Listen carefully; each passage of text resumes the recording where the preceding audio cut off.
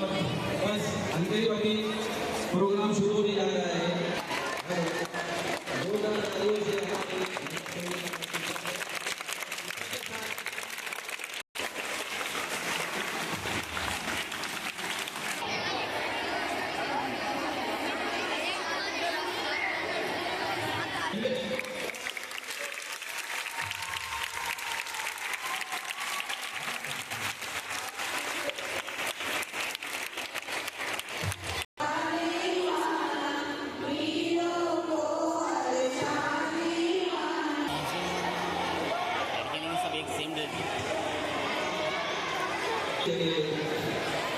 इस्तेमाल किया जाएगा।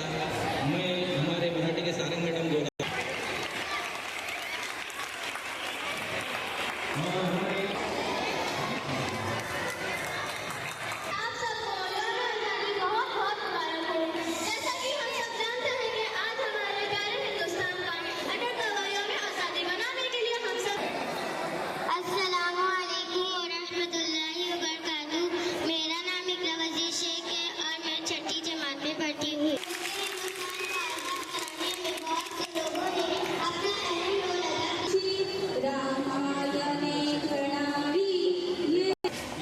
आज़ादी जो मनाया जा रहा है, कितनी कुर्बानियों के बाद हमें जो आज़ादी मिली है, उस आज़ादी के जरिए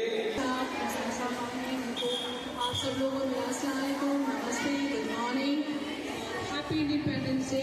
आप सबको बहुत आप खुश रहो, आगे खुश रहो, इसलिए कोई तैयारी